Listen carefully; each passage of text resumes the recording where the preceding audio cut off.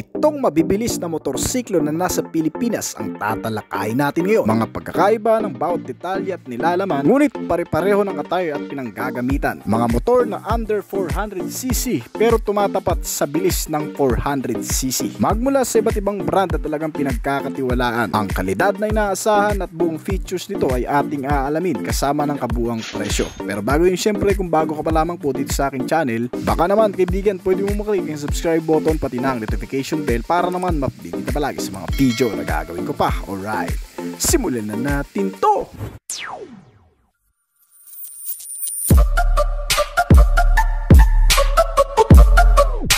Number 1. Honda CBR 150R.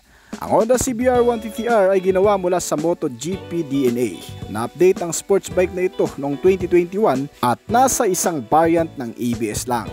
Sinabi rin ng Honda na mayroon itong mga advanced technology sense para sa klase nito. Nagtatapong itong modelo ng bagong assist slippery clutch, inverted fork front suspensions at bagong twin LED headlight at LED taillight na disenyo. At kasama na rin ng front winker o hazard nito para sa mas mataas na visibility, at ang isang ganap na digital panel instrument cluster ay nagbabahagi naman sa mga rider ng mas malinaw na impormasyon. Samantalang sinamahan din ito ng adjustable rear suspension para sa freeload ay mas mapapatibay palalo kung maidadaan mo sa malulubak o mga pababang kalsada. Ang magkabilang gulong nito ay ipinares sa parehong naka-tubeless at alloy na mags na may kabuang sukat sa front na 100/80R17 at 130/70R70 naman sa likurang bahagi. Sa kabilang banda, pinapanatili rin ito ang bank angle sensor, isang built-in na features pangkaligtasan na otomatikong pinapatay ang makina kapag nag-banking ng hanggang sa 60 degree sa magkabilang panig. Dahil dito ay mas lumalakas ang confident ng bawat sasakay. Ang nagpapagana sa Honda CBR 150R ay isang liquid-cooled na engine, dual overhead camshaft at may 149 cubic centimeter na displacement. Naka 4-stroke 4 valves na rin ito at ang mil ay nagpapalabas ng 17 horsepower at 14 Nm ng torque na parehong pinamamahalaan ng 6-speed manual transmission, kaya ang pinakamabilis na takbo na nagagawa nito ay umabot ng 140 km/h. Itong Honda CBR 150R ay nilagyan din ng mga disc stopper sa parehong gulong kasama ang dual channel na anti-lock braking system o ABS.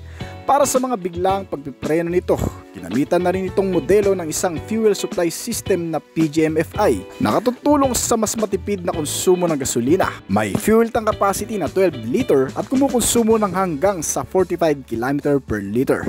Ang marangyang pagsasama-sama ng mga teknolohikal na katangian at magandang panlabas nito ang mas nagpapalakas ng appearance sa masa. May magandang klase ng upuan at magagandang posisyon ng pagsakay. Ilan lamang yan sa una mong mapapansin sa motor na ito. Bukod pa dyan ang ipinamamalas nito kapag dala mo na sa kalsada. Itong Honda CBR 150R ay may bigat na 126 kg. May ground clearance ito na 166mm at taas na 1077mm. Kaya ang sukat ng height na kayang sumampa dito ay hanggang sa 5'4", depende pa sa adjustment ng suspensions. Para sa kabuang presyo, ito ay nagkakahalaga ng 180,900 pesos lamang dito sa bansa. Number 2, ang Motorstar Explorer X200R. Isang kilalang brand na rin sa bansang Motorstar na kung saan ay nagpapanatili sa paggawa ng mga dekalidad na motorsiklo at scooter sa abot kayang halaga. Kagaya ng modelong inilabas nito na Explorer X200. Isang sports bike na klase ng motor na sa pormahan ay hindi na rin magpapahuli sa ilang mga brand competitor. Ang lineup ng bike ay inilabas sa iisang variant na gasoline manual transmission at may dalawang klaseng kulay na pagpipilian. Gaya ng marami, itong motorsiklo ay competitive na rin sa pagkakaroon ng malaking makina na 200 cubic centimeter displacement capacity. May malaking fuel tank na 14 liters at pinapagana ng air-cooled single-cylinder 4-stroke na may 6-speed manual transmission. Ang buong bilis nito ay umaabot ng 140 km/h at kumukonsumo ng 1 litro sa kada 30 km na layo ng tinakbo. At kung sa bagay naman ang external ang pagbabasehan, hindi na hamak na mas maporma na rin sa karamihan. Mula sa harap makikita ang dalawang twin halogen headlamp kasama ang windscreen protector na kinukubli ang analog instrument panel. Analog type ang fuel gauge, tachometer, speedometer, pati na rin ang odometer nito. Ang iba pang mga ilaw sa motorsiklong ito ay naka-bulb lang. May kasama na ring indicator light at adjustable ang headlight. kaya okay na rin ang visibility sa gabi. Pagdating naman sa garnish pairings at mechanism, ang mga ito ay nakakabit sa isang steel type backbone body frame at may mga suspensions na napakasulit na rin. Ang front ay naka-ordinary telescopic fork habang naka-center monoshock absorber naman ang rear suspension nito. Pagdating sa mga safety measure, mas ini-ensure pa rin ng Motorstar ang pagiging safety ng mga taong sasakay dito gamit ang parehong naka-disc brake sa front and rear na brake nito. Ay mas makapit at mas malakas na rin ang pagpipreno kasama ang parehong 7-inch tires na may 110/70R17 sa front at 130/70R70 naman ang rear. Kaya kung naghahanap ka ng mas murang option para sa kategoryang ito, ang Motorstar Explorer X 200R ang isa sa mai-recommend ko. May estimated price ito sa bansa na 65,000 pesos lamang. Number 3, KTM RC200. Namumukod tanging performance, kausayan sa estilo, ito ang ilan sa mga katangiang itinatampok ng KTM sa kanilang panlaban na sports bike RC200. Ang jack of all trades bike na ito ay nagkakahalaga ng 198,000 pesos para sa iisang variant ito. Nagtatampok ang RC200 ng duo ng mga naka-estilong headlamp sa harap na naaayon sa itsura ng super sports na lahi nito. At higit sa lahat, nagbibigay ng mahusay na visibility sa madidilim na mga kondisyon.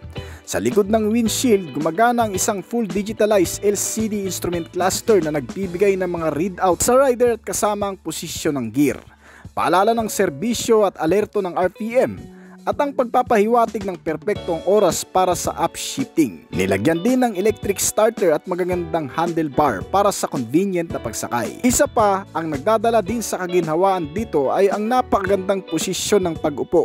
Gamit ang makakapal na foam, isang malaking body built tank na nakakabit sa isang trellis frame chassis na signature design ng brand. Ang nagpapagana sa bike na ito ay isang liquid cool type cooling system na may 200 cubic centimeter displacement sa engine. May pangkaragdagang isang cylinder at 4 na 4-stroke na gumagawa ng 25 horsepower at 20 Nm ng torque, na isinama sa isang 6-speed manual na transmission. Nagtatampok din ang two-wheeler bike sa makina ng isang electronic fuel injection at twin overhead camshaft na nag-aambag sa kahusayan sa performance nito sa aktwal. Madalas ginagawang mas madaling mamit ang kabuuang bilis na 160 km/h sa bawat arangkada. Ang fuel tank capacity nito ay 10 liters pero kahit papano ay matipid naman kumonsumo. Umabot ng 300 km na layo bago pa maubusan ng gasolina. Pinapanatili rin ng RC200 na ligtas ang rider nito gamit ang naka-disc brake sa magkabilaang gulong na may mga monoblock na Viber calipers na nagbibigay ng mahusay na puwersa sa malakas na paghinto. Ang mga suspensions naman ito ay mapagkakatiwalaan din sa kahit anong kondisyon ng kalsada. Sa front ay naka-upside down telescopic fork habang ang rear suspension naman ay naka-center monoshock absorber at parehong nakakabit sa makakapal na sukat ng gulong nito na 17 inches at naka-tubeless tires at alloy na mags. Ang isang pangkaragdagan sa pangkaligtasan nitong motor ay ang ABS sensor. Nagpiprevent ng pag-alak ng gulong sa oras ng emergency braking. Pangkaragdagan pa sa features nito ay ang engine check warning at pass switch. May mga pangsiguridad din itong katangian gaya ng engine immobilizer system, central locking at anti-theft alarm. Hindi man ito ang pinaka-best sports bike sa bansa na mabibili mo, pero isa ito sa mas kabibiliban mo pagdating sa aktwal. Para sa mga modernong katangian at mga nilalaman ng motor na ito, ay may retail price sa kasalukuyan na 162,000 pesos. Number 4, TVS Apache RR310. Nag-aalok ang TVS Apache RR310 ng mga itsura ng hindi binabase sa aktwal na performance nito. Para sa merkado ng Pilipinas, ang sports bike na ito ay ginawang available na may isang variant lang ng ABS. Ang pagpipresyo dito ay wala pang opisyal na inilalabas sa ngayon. At habang bago pa lamang sa merkado, ay nagpapakita na rin ang ilan sa mga katangian nito na siguradong magugustuhan ng kahit na sinong nagnanais nito. Ang Apache RR310 ay nilagyan ng maraming feature, kabilang isang pares ng 17 pulgadang gulong sa harap at likod. Mga naka-disc brake din ang parehong harap at likod na brake at isang unique vertical display na digital panel gauge. Kasamang notifikasyong ibinabahagi sa mga rider nito ang RPM mileage, speedometer fuel gauge at ang orasan. Ang posturang parang big bike ang datingan ay aagaw din talaga sa pansin ng marami. Kasama ang iba pang mga bahagi ng body nitong bike, mula sa external na graphics design at decals at sa kaaya-ayang kulay na kombinasyon. Hindi rin maisasantabi ang mga nagagandahang mga ilaw nito mula sa harap at likurang bahagi na parehong mga naka-LED type. Itong TVS Apache RR310 ay pinapagana ng malakas na makina na 312.2 cubic centimeter na displacement at may single cylinder 4-stroke 4-valve single overhead camshaft engine na kayang gumawa ng maximum output na 34 horsepower at 9,700 RPM at 27.3 Nm ng torque naman sa kada 7,700 RPM. Ang Indian bike na ito ay nakagawa rin sa field ng bilis na humigit kumulang sa 170 km/h na top speed. Ginagawang mas malakas sa pamamagitan ng 6-speed na manual transmission, constant mesh at nakakabit sa Bosch electric fuel injection system. Kaya hindi lamang malakas ay matipid na rin. Ang pinaka nagdadala rin sa kabuang bahagi ng body mechanism ay ang steel treeless slip chassis frame nito. Dalawang matitibay na suspension sa front na inverted cartridge telescopic fork at swing arm center monoshock absorber para sa rear suspension. Para naman sa safety features, nagbibigay din kalakasan sa pagpipreno nitong motor ang gamit na 300mm at 4-piston na caliper sa front brake nito, habang 240mm single piston caliper naman sa rear brake. Ito ay parehong naka-ABS na rin, kaya asahan mo na ang ligtas na paggamit ng biglaang pagpipreno, lalo na sa mabilis nitong takbo. May kasama na rin itong assist and slippery clutch para mas mahusay ang pagbabank sa pakurbadang kalsada upang maiwasan na rin ang pagkaskid ng mga gulong. May mga sukat ang gulong sa front na 110/70R17 at 150/60R70 naman ang rear nito, sa parehong naka-tubeless tires at alloy na rin. Itong modelo ay may 11 liters ang fuel tank capacity at kayang kumonsumo ng 25 to 30 km per liter. May bigat ito na 160 kg at may taas na kayang sakyan ng hanggang sa 5'5" ang height. Dito sa bansa ay walang opisyal na presyong lumalabas mula sa brand kung magkano nga ba ito. Pero kung gusto mo talagang malaman yan, agad na makipag-ugnayan sa mga dealer branch nitong brand. Number 5, Suzuki GSX-R 150. Ang Suzuki GSX-R 150 ay isang sports bike na nakilala sa isang mahusay na pagganap sa mga tuntunin sa kalsada. Para sa higit na 30 taon o 3 dekada nang namumukod tanging pampato mula sa pagiging sports bike category na may pinakamababang makina sa hanay nito. Bukod sa mahusay din itong kakayahan sa track, ipinagmamalaki rin ng R150 ang isang agresibong itsura, matalas na edge at kahangahangang tindig. Ginawa itong isang mahusay na pakete para sa mga rider na naghanap ng isang thriller bike at pakikipagsapalaran sa kalsada. Sa local market, ang bike na ito ay unang inaalok sa halagang 156,000 lang. Ang sports bike concept na layunin nito ay makikita sa ilan sa mga features ng bike, simula sa mas mababang taas ng upuan at ang kapansin-pansing lilim ng asul na sinamahan ng MotoGP inspired na graphics na maaaring gamitin ng bike para sa mas kilalang uri nito. Bukod sa itim na kulay na opsyon nito na may ganitong disenyo din, ang iba pang mga tampok na nakaagaw ding pansin ay ang multifunctional instrument panel na naka-LCD type na naklase.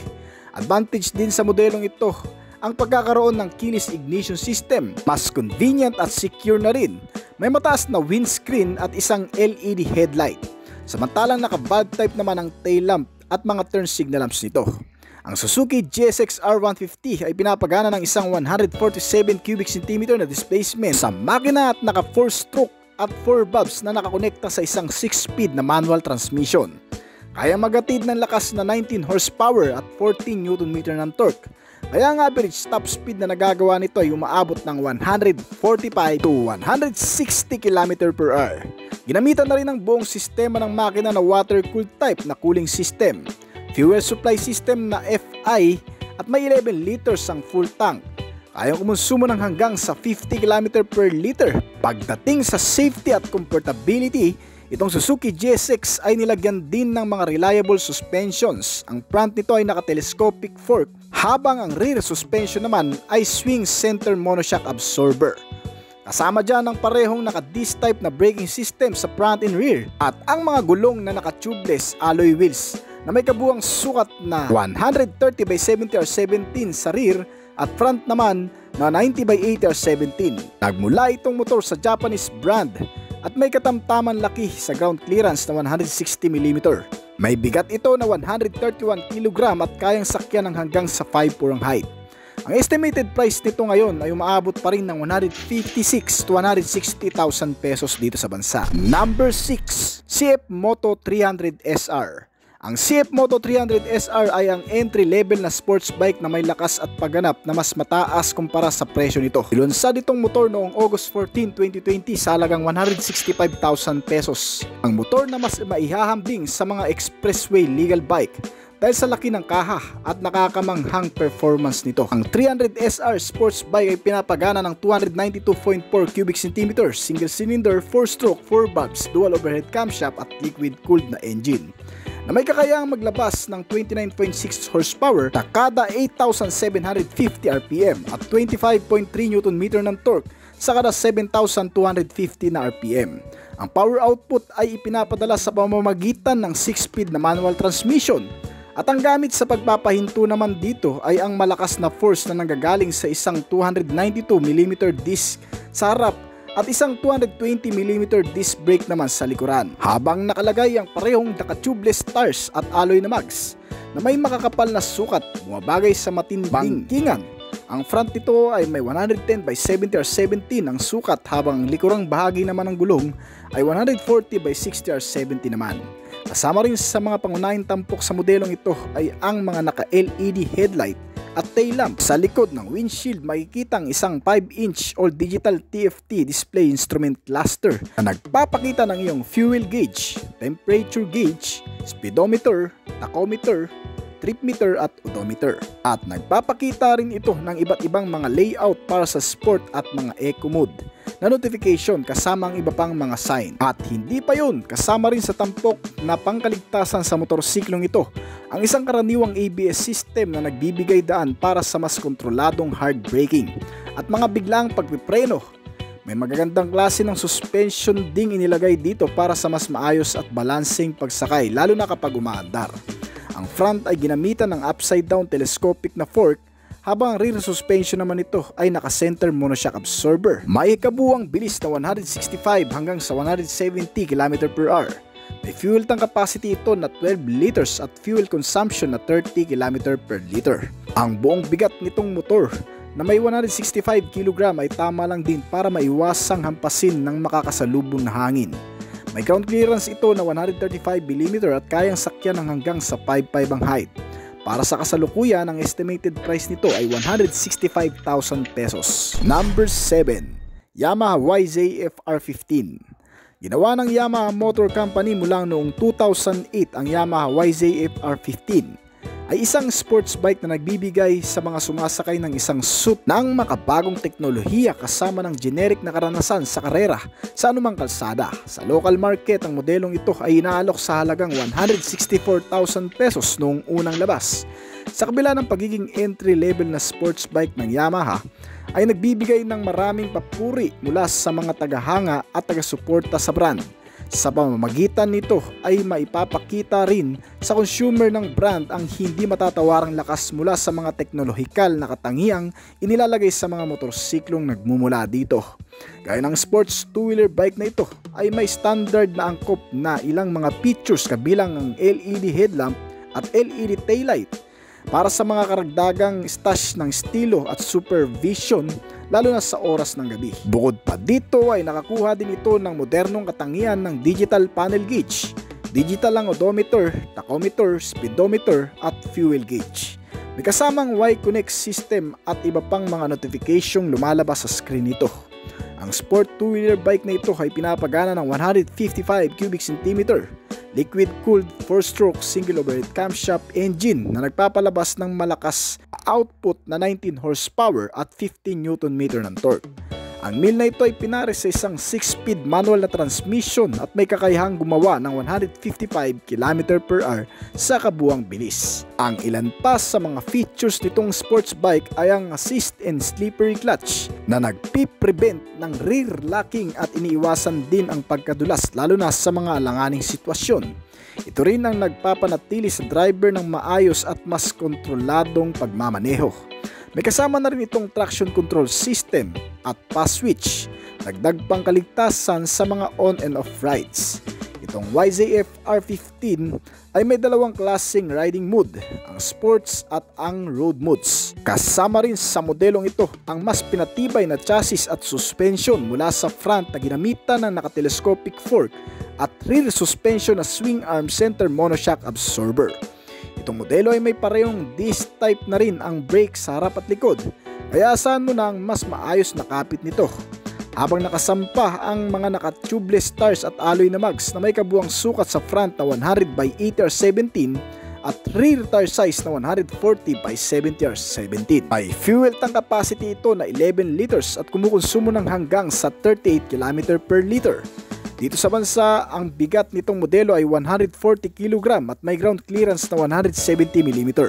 Ang seating height nito ay 815 mm, kayang sakyan ng hanggang sa 5'4" ang height at may kasalukuyang presyo na umaabot ng 203,000 pesos. Number 8. Motorstar Explorer 250 GPR. Ang kalalabas ng ding motorsiklo sa merkado na Motorstar Explorer 250 GPR ay nagbibigay pag-asa sa mga rider lalo na sa mga sports lover na magkaroon ng isang klase ng motorsiklo sa abot kayang halaga. Ang Explorer 250 GPR ay nag-offer ng mga hindi karaniwang mga katangian para sa nakatalagang retail price nito na 84,000 pesos, gaya ng isang sporty muffler, magandang klase ng suspension, LED projector type na headlamp at mga nakamamanghang disenyo nitong kinuha sa Ducati Panigale, kung saan ang mismong estilo nito ay kamuka ng Panigale sports bike ng Ducati.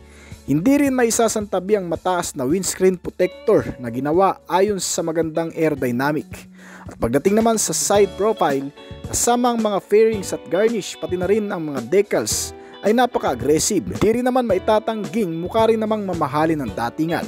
Itong Motorstar Explorer 250 GPR ay pinapagana ng 249 cubic centimeter na displacement habang sinamahan ng naka-single cylinder 4-stroke single overhead camshaft sa buong makina nito na nakakonekta sa 5-speed at manual na transmission. Kaya mag-produce ng maximum output na 22.12 horsepower at 9,000 RPM at 22.5 Nm ng torque naman sa kada 7,000 RPM. At may average top speed na nagagawa na 160 km per hour. Ang ilang estilo nitong motor ay fully covered ng mga plastic garnish, pati na ang pang-ilalim nito na may undercowl top. Parang pang-karera ang attire na katulad ng Repsol concept motorcycle. Ang mas maganda pang bagay na meron dito ay ang naka-inverted upside down telescopic fork ang front suspension. Kadalasang ang USB fork ay nakikita lamang sa mga mamahaling motorsiklo, habang ang rear suspension naman nito ay swing arm center monoshock absorber. Pagdating naman sa safety measure, makakapit na rin ang brake system gawa ng parehong naka-disc type ang harap at likuran. At nakalagay naman sa makakapal na sukat ng gulong nito sa front na 110/70R17, habang ang rear tire size naman nito ay may 130/70R17. Itong motor ay ginamitan ng naka-carburetor type na fuel supply system. May kitupiran na rin sa konsumo, kayang umubos ng 1 litro sa layo na 28 km. May starting option din ito na kick and electric, kaya hindi ka rin mangangambang malobat ito sa daan. Itong Motorstar Explorer 250 GPR ay may seating height na 795 mm. Kayang sakyan ng hanggang sa 5'4" ang height at tumitimbang ng 160 kg. Ang ground clearance nito ay 210 mm na tama lang din para maisubog sa mga bahaing lugar, lalo na sa Maynila. Para sa kasalukuyang presyo, ito ay may estimated price na 84,000 pesos. Pero parang mas tumataas ito ng kaunti ngayong taon. So siguro naman ay alam nyo na ang 8 sa mga sports bike na hinahangaan mo sa bansa. Mga motor na may mga angking kalidad at performance sa aktwal. Ang mga affordable price tag nito na eksakto lang din sa kung anong meron ito. Kaya naman kung may mga suggestion o mga gusto ko pang malaman na iba pang reviews tungkol sa sasakyan, pwede mong i-comment yan sa ibaba pagkatapos ng video na ito. Kaya naman kung bago ka pa lamang po dito sa akin channel, baka naman kaibigan pwede mo maklik ang subscribe button pati na ang notification bell para naman ma-update kita palagi sa mga video na gagawin ko pa. This is Obis Collection. Thank you!